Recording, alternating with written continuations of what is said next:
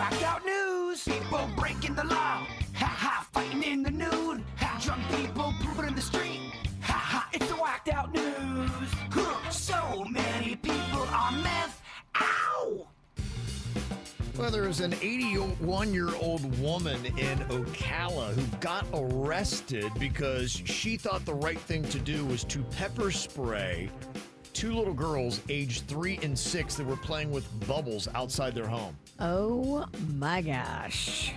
Are we talking about an 81-year-old with like dementia or some kind of issue with her brain? There's got to be something that's going on here. Or just sometimes there's just mean old people. That's a thing. Well, and there's nothing wrong with their brain. They're just old and mean. If there's nothing wrong with her brain, if she is not mentally ill, then she deserves to be arrested. Mm-hmm. I don't care if she's 81. I don't care if she's 101. You can't do that. Yeah, her name is Ada Anderson, and she walked to the fence that was separating the properties and sprayed bear mace at the girls. Oh my gosh. Mm-hmm. Now, luckily, it didn't do a lot of damage to the girls. The 6-year-old girl said that her nose hurt because of the spray, but it doesn't sound like it was anything debilitating. But she was taken to jail. Good. Take her to jail. Take her for a psych eval. Mm-hmm. And make sure that we're not dealing with dementia or mental illness. But if you're not, you got to lock her up. Did she think the two kids ate her porridge? Hello? Guys? Goldilocks, the 3 bears, bear spray. No. Daddy said it. Hey, look, they all don't hit. At least I took a chance. Can we spray you with bear spray every time you tell a flat joke? Oh, you got a lot of nerve. You got a lot of nerve. I do have a lot of nerve. About flat jokes. Did you just meet me? I do have a lot of nerve. They all don't hit, dog. There's a 76-year-old woman in Texas that assaulted a man's wife, all because she was furious that he was playing bagpipes in a park. What? Yes, a little crazy, don't you think? She said I had no right to play here in this public park. And she said, I'm going to call my husband. He's a federal judge, and he's going to make you stop. She basically swiped at my wife's face. Oh, my gosh. Oh, my gosh. There's another clip of some guy. It looks like New York. He's playing the trumpet, and this guy gets so mad he's playing the trumpet, almost tries to beat him, and it's really weird. Well, when you put yourself out there, you never know what you're going to get. So she threatened to call her judge, or her husband, who she said, well, he's a federal judge, you know. And the judge actually did show up at one point, but he's not accused of doing anything wrong. He might have just been there to try to save his wife, because when you're like, honey, you're doing what? You're beating up on a bagpipe player? You need to get out of there before you end up in my court. Yeah, I mean, that's just absolutely crazy. I mean, do you deserve hitting somebody? I don't know. Bagpipes are tough, but you're not even wrong, but that's how it went down, just like that. If bagpipes go on too long, it is a little crazy. Yeah, It gets a little ear piercing. There's got to be a time limit on this. 58-year-old DoorDash driver Robert Delahart allegedly showed up drunk and armed to a customer's home, demanding a tip for a previous delivery that he had made. Oh, he was bringing another delivery and showed up to shoot? Yeah, he did. And yeah, he showed up and he was all hammered too. Oh, no. Yeah, that's a big part of the problem here. Look, I believe in tipping. Not only is it good karma, but do you really want these drivers out there mad at you in your neighborhood? Well, I mean, This guy's the reason why. He's drunk and now he has a gun and he's coming to yell at you. And this could have been settled with you giving him $2. they had actually tipped him for what he said. He was wrong. Yeah, he was insane Yeah. and drunk. Yeah. and he had a gun. So he's like, you didn't tip me last time. I'm like, no, we actually did. Why are you here? Yeah. Yeah, the customer, Anthony Valino, was at his Vancouver, Washington home with his grandchildren. Ooh.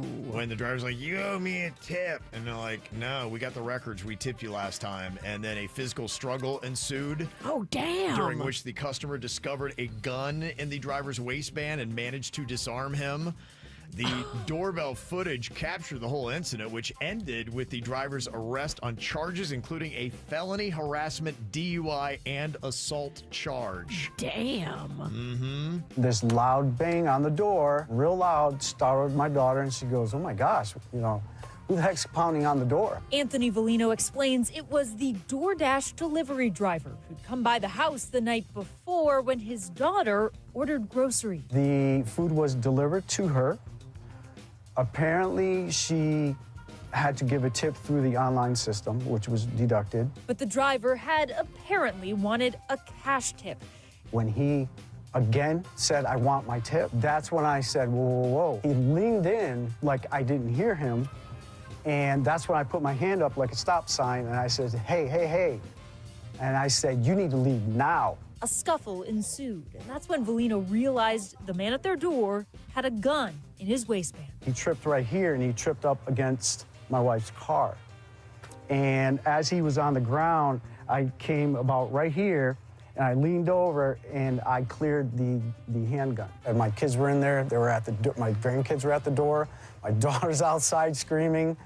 If he would have drew that gun and missed me and shot one of my kids, it would have been devastating. Wow. If you're wondering, you can't get him as a DoorDash driver. He's been fired. He now works for DoorBash. Or Uber Beats. Okay. There's a guy in Texas that got a DUI, bonded out of jail, and then asked the cops, he said, "Yeah, would you guys mind? I have a couple things in my car, and it's in the impound lot." And they're like, "Yeah, sure, we'll go." Well, they went and they found his stuff. Plus, they also found a ton of cocaine, so they came back and rearrested him. Oh. I mean, dude, if you got a ton of cocaine in your car, don't have the cops search it. What's considered a ton of cocaine? I think anything that is visible is enough when you got cops going through your car. They say prosecutors in Rio Rancho, New Mexico, have decided not to pursue charges against a high school baseball player accused of urinating in a rival team's water jug during a game. And yeah, they did actually drink from it, which is insane. Now, the community is outraged, and people are like, what are we doing here that they're not charged? And they said, well, you know, the school's going to punish them, but we don't have anything on the books making that a crime. Wow. That- Okay, can we change the books? Because that's disturbing. Right, I feel like we're not doing it right here. No. Yeah, that feels like that should be criminal to me.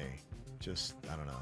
It feels like selective enforcement of what is just everybody knows the golden rule. You don't pee in the other team's water jug. Right. Well, this is maybe too much enforcement. Clara Adams, who's a high school track star, was stripped of her 400-meter title after celebrating with a fire extinguisher, recreating a famous 2004 moment. Officials said that is an unsportsmanlike conduct, and she was disqualified and banned from her 200-meter race that was coming up. Which, if you remember the old days of the Miami Hurricanes, when they played the Orange Bowl, they used the fire extinguisher all the time. So there's a fine line, I think, with the whole celebration thing.